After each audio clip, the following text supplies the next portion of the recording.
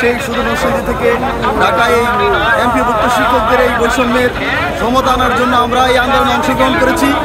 আমরা বারবার সেই আন্দোলন করে আসছি, কিন্তু সরকারের উপরমহল থেকে বিশেষ করে আমাদের শিক্ষা উপদেষ্টা সেই দিকে তার সুদৃষ্টি দিচ্ছেন না। এই দীর্ঘদিনের বৈষম্য অবসানে আমি সরকারের কর্তৃপক্ষের দৃষ্টি আকর্ষণ করছি। বিশেষ করে এই শিক্ষা উপদেষ্টা যদি আপনি আমাদের এই নীতি দাবি মেনে না নেন শীঘ্রই, তাহলে আপনি শীঘ্রই ওই পদ থেকে পদত্যাগ করেন, না হয় আমাদের এই বৈষম্য দূর করেন।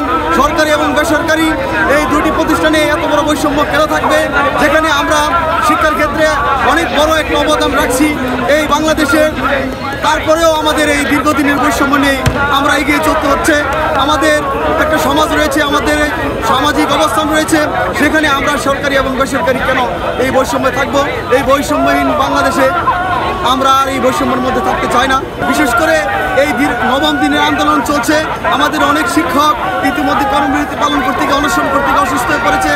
সেই দিকে এখনও সরকারি কর্তৃপক্ষ থেকে কোনো সুনজর নেই এবং সেই দিকে তাদের কোনো আলোকপাত নেই। আমি সরকারি কর্তৃপক্ষের কাছে বিনীত অনুরোধ জানাচ্ছি, এই বিষয়ে যথাযথ পদক্ষেপ নেবেন, আমরা যেন অতি দ্রুত আমাদের শ্রেণীকক্ষে ফিরে যেতে পারি, আমাদের স্নেহবশপাত শিক্ষার্থীদেরকে আমরা পাঠদানে মনোযোগী হতে পারি। আর যদি সেই ব্যবস্থা এখনই এবং দ্রুত না নেন, তাহলে আমরা আমাদের কর্মস্থলে ফিরে যাব না, আমাদের কফিন যাবে, তারপরও আমরা আমাদের শ্রেণীকক্ষে ফিরে যাব না, আমাদের দাবি আদায় না হওয়া পর্যন্ত।